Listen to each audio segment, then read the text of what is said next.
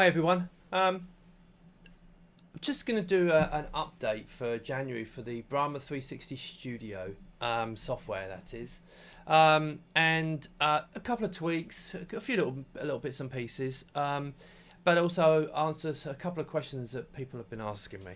So the first thing is one of the tweaks. Now you're looking at the bars at the moment, and bars is like the base image. So if nothing's on, you see bars.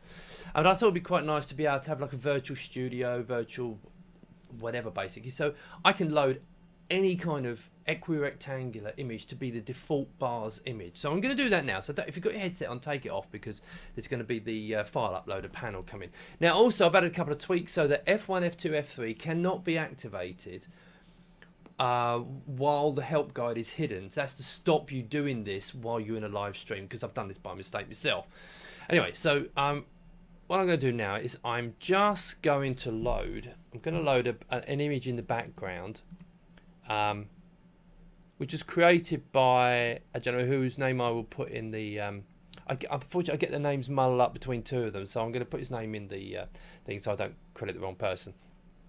Right, so you can see I've got a virtual backdrop now, a virtual studio now. So I'll hit that button, and now go. Now, what I'm going to do now is I'm just going to turn on. I'm going to turn on the camera, so now you should see me, that camera, now you should see me in the computer monitor, okay? And also if you look over the far left, you'll see there's another TV in the corner, and I'm also on there. And this is the reason for me using XSplit. Now people have said to me, why do you not stream from your software? And the reason is twofold. Firstly, as some of you are aware, this is not my full-time job. So basically I have to do it when I have time. And but to write a streaming system is massive, okay? And it may even be beyond me, I don't know. So I decided, and I can't see any reason why you wouldn't, to use XSplit Broadcast, which I use anyway. Because with my software, I build an equirectangular live stream into a display, and then I use XSplit to stream that out to YouTube or wherever it's going, or record it. Now you can use Open Broadcast. I've not tested it, but I know it would work with Open Broadcaster as well. So you can use that if you want to save yourself some money. Anyway, so you can see me in the screen. Now if I wanted to make it a little bit bigger, I click on that and you get a slightly bigger one. Now you'll notice that behind me, if you can see next to me, is a gentleman. His name is Jay Miner, and he invented the chipset in the Amiga, which is one of my favourite old computers. But the key thing for this is that I've got a green screen behind me. This is another reason for using XSplit. So I've got a green screen in my let's call it my studio, but it's actually my office.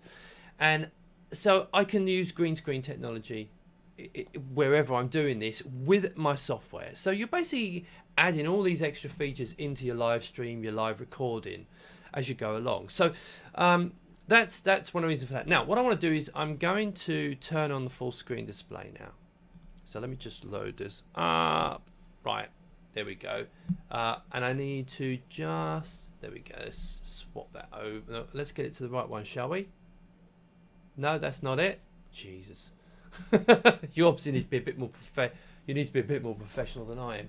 Anyway, now so what you can see now is if you look here, right, so you can see the green screen.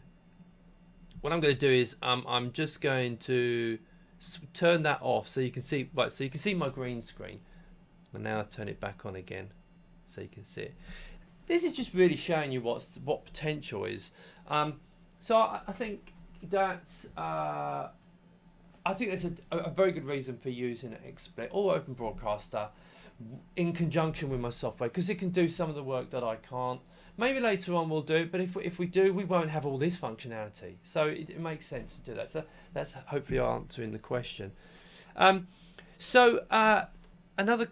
question is, why do I stick with the Git2 cameras? Well, the Git2 cameras, I still think, overall, over all the functionality, I still think they're the best at the moment. Now, this isn't just about price.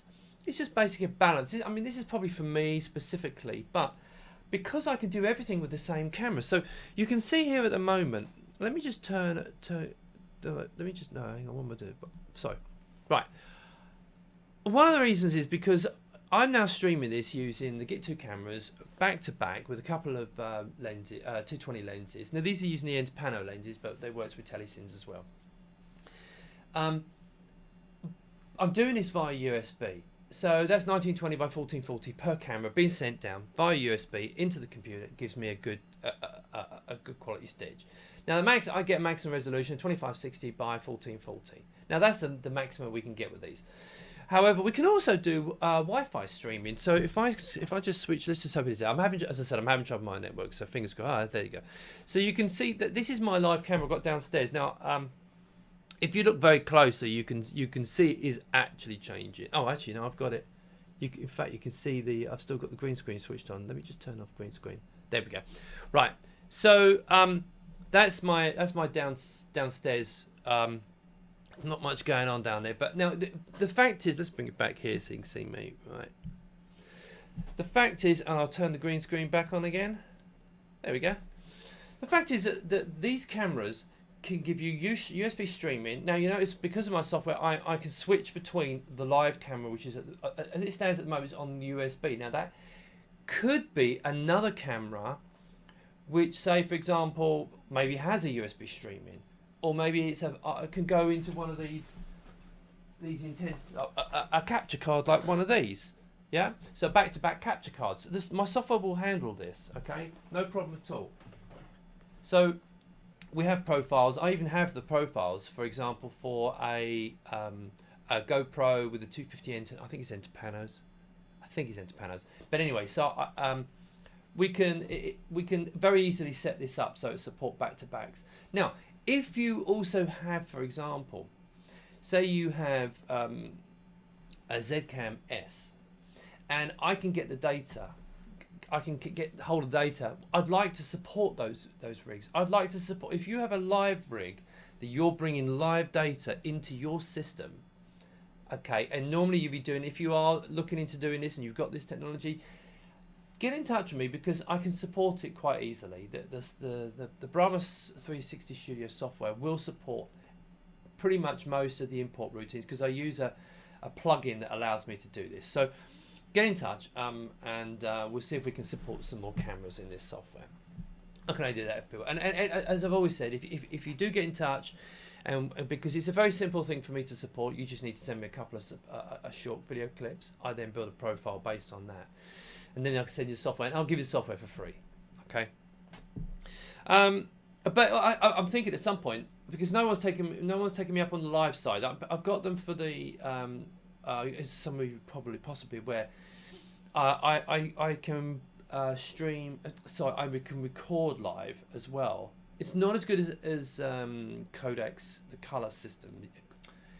Codec. It's not as good as Color's Auto Pano yet. So it's still work in progress. But if you can't afford that, this will stitch it together with a hard stitch on the edges. And basically, if you look over there and look up, you can see the stitch. The stitch is also going through the middle here. So you can see it's right through the middle of the thing. If you look up, you might see the line. So the stitching is not too bad. It's not professional yet. You know, for really high end, for as far as the pre-recorded. I think for live it's fine. But anyway, so. And I suppose the next question is why do apart from the fact of they're brilliant, the Git2s are fantastic because I can run these reliably and they don't overheat. You know, they warm. Obviously they get warm. But downstairs, in fact, on this signal here, let's see if it's still. Oh, let's get the right one. This one downstairs is running a battery pack. I have a battery pack underneath it and it's just sitting there running. It's been on for hours. So you can have one of these big battery packs, run 2 cameras and just leave them running. Okay, or you could plug it into the mains and have it somewhere and it just literally just, as long as you've got a good Wi-Fi signal. I mean, that's the crucial thing. The Wi-Fi signals everything. So if you've got that, then you're laughing. Let me just come back. Yeah, so it's still there. So yeah, I mean, if I disappear into here, I don't have a very big. It's not a very tall green screen, but you can see I kind of disappear. I disappear into the green screen. But I'm just trying to give people ideas of what you can do. So in a live scenario, you might have more room, paint a whole room that's green, and be able to do this. Be able to do this work with this software. So I hope that's one little thing I suppose I can show you. Let's see if I can remember. One of my customers, Robert, from 360 Productions and his team. There's a whole load of them out there, and they're basically using Git2 cameras to record short movies. And they've just done one called How to Hide a Body, which is quite funny. Now I'm going to show you a little clip. Now, as you know, the Brahma 360 Studio will allow me to load a clip in and play it, just jump straight to it as if it's another a media source. Having said that, yes, it's on button 1, isn't it? So I'm going to show you a very short part of it, very small part. The reason I think it's interesting is because it's actually running in quite low light. So it shows you the Git2 is running in I won't say low light, but in a lowish light scenario. And they work quite nicely. And just whilst I should really promote someone else's rigs, but and I'll put links in the YouTube description. But he's also building his own rigs as well in the States. So they're laser cut. So they're different. They're based around the Brahma duet, the sevens and so on, and some of the other rigs, even my stereo rig. I mean, he's basically copied something or been inspired, I think is the phrase. But if you're in the States, and he's setting up shop there to sell cameras, etc. And they're doing it all with Git2s, which is kind of, back in what I've been saying, they're actually really nice little cameras. So if you have another camera, then you can do live, or you manufacturing, you can live stream, and you want to, you don't have to give me the things. Get in touch, and then we'll see, especially if it's a back-to-back one, because I can build support into this software. And then you can live stream through my software. Now, at the moment, as I said, I'm doing 2560 by 1440. The software will go up. I mean, it will scale right up. It's really down to the machine, okay, and YouTube, etc. So I can just about, well, live recording I can do 4K easily on this rig. Actually, live streaming, it's going to need a faster processor than this, and that's just because the XSplit. I think a lot of it is CPU based as far as the encoding for the live stream. So when they actually move it all over to the GPU, it'll be fine. But at the moment, it's a bit CPU heavy on that side of things. So okay, so oh yeah, let me show this clip and I'll come back and I'll tie up.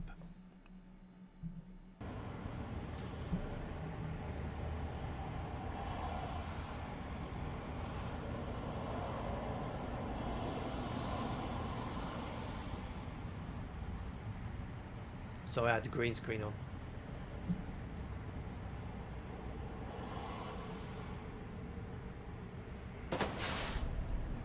Oh shit! Fuck! Oh, okay, shit! Fuck!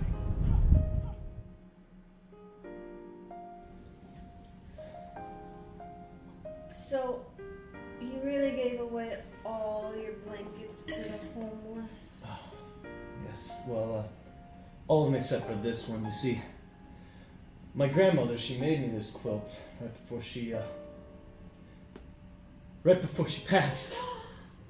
Oh my god, I'm so sorry, I didn't know. It's fine. You see, she raised me because I never knew my real mother. I'm so sorry. No, don't be. It's fine. Because, you see, that'll be a whole other story for a whole other evening. You sure? I'm so sure, darling. But is having only one blanket enough? This is a quilt, dear. But is having only one quilt enough? Well, I think... Right, let's not spoil that for you, okay? Kind of fun. It is actually quite funny. So go off and watch that. And again, I'll put the link in the description, which it should be there by the time I put this live. So yeah. What else is there to say? Yeah, if you're a third-party camera manufacturer and you've got a live streaming camera that's capable of doing this, get in touch with me, please. My email address is steve@imeka.net, or you can send it through the Facebook page, Brahma 360 Facebook page. Or Brahma360@outlook.com. But get in touch with me because we'd like to add support. And I know you might think, oh, well, I'm selling cameras. No. I'm constant. I really want to do the software. So the software is the focus at the moment. So the cameras just make life easy for me. And So if you've got one and you want to get in touch and see if we can support it in the system, because that'd be really great. Again, you don't have to give me I don't expect you to give me the rig. We'll discuss how I can build in support. I mean, in worst case scenario, I could borrow it for a week and then put support and send it straight back to you. But that's it really. Thanks for watching. Oh, I tell you what. Why don't we put the? There we go. Stick that back on again. See, have a nice, nice green screen. Oh, I guess all falling all over the place here, isn't it? Yeah, that's my expensive headphones on the floor, isn't it? Okay, I think that's about it now, really. Thanks very much for watching, and I'll see you in the next update.